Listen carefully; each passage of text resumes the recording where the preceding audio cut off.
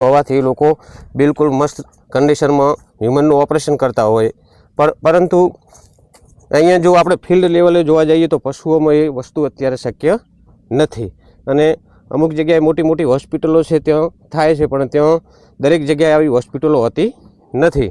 એટલે હવે આપણે દેશી સંસાધનોનો ઉપયોગ કરીને આપણે એના ફ્રેક્ચરની સારવાર કેવી રીતે કરીએ એ હું તમને બતાવું છું. હવે આનું જે પગનું ફ્રેક્ચર છે એને આપણે એક એન્ટીસેપ્ટિક લોશન લગાવ્યું છે અને આ એન્ટીસેપ્ટિક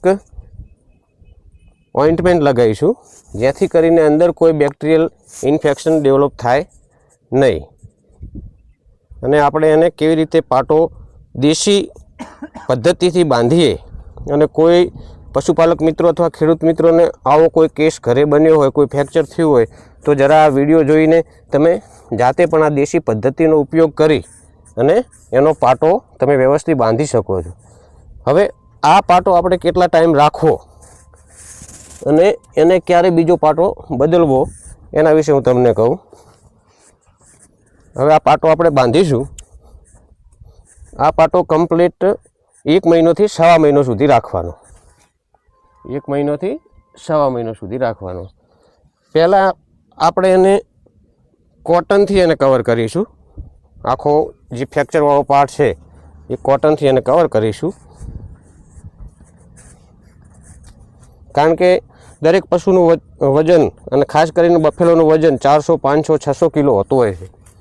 હવે એટલું બધું વજન આ ફ્રેક્ચરવાળા પગ ઉપર બિયર કરે અને એને આપણે મજબૂત ના બાંધ્યો હોય તો ભવિષ્યની અંદર એ પાછું તૂટી અને એ રીતે થઈ જતું હોય છે.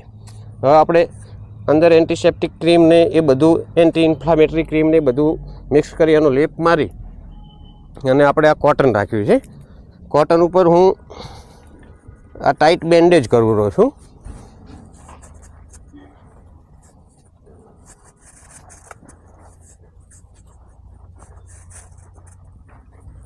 આ 1 થી 1.5 મહિના સુધી એનું હાડકાનું હિલિંગ બહુ સરસ આવી જશે. અને એના પછી આપણે જ્યારે આરો મજબૂત પાટો બદલીશું તો એના પછી આપણે સાદી ચિપ્સ અંદર રાખી વાંસની અને આપણે એને સાદું પ્લાસ્ટર કરીશું. અને એ પ્લાસ્ટર આપણે 20 દિવસ 25 દિવસ રાખીશું.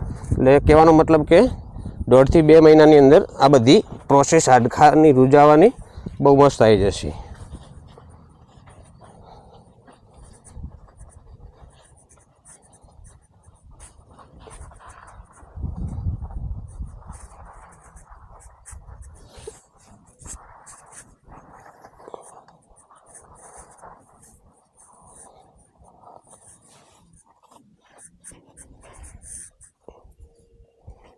આ આપણે એના ઉપર બેન્ડેજ બાંધી છે. એની એક્ઝેક્ટ પોઝિશન કે જે એની નોર્મલ પોઝિશન પગની કેવી રહે એ રીતે આપણે પકડી રાખવાનો છે. આ રીતે પકડી રાખવા, બાજુ નમે નહીં, બસ.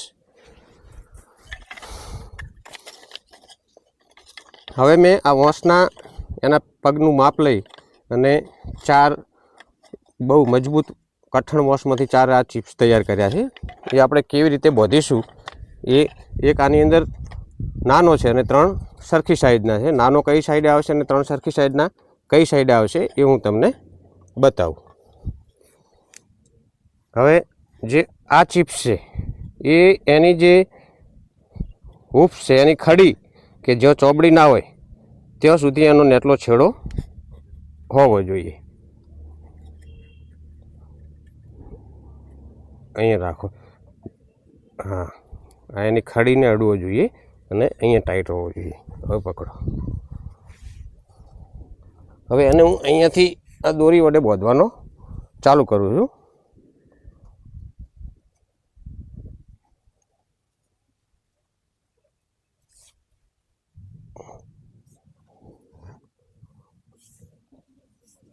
આ એની જે ખડી છે એનું ખાસ આપણે ધ્યાન રાખવાનું.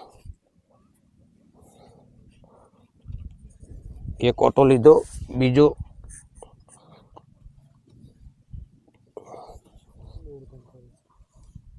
થોડું ટાઈટ કરી દેવાનું. હવે આ દોરી આપણે એને 2 ઓટા લીધા.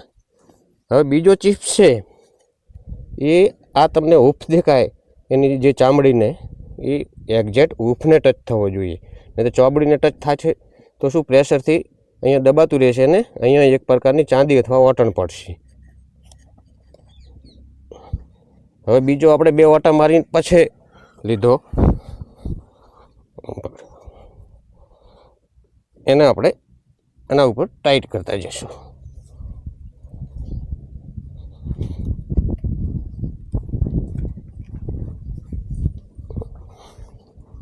આ 2 ઓટા આપણે મારી દીધા.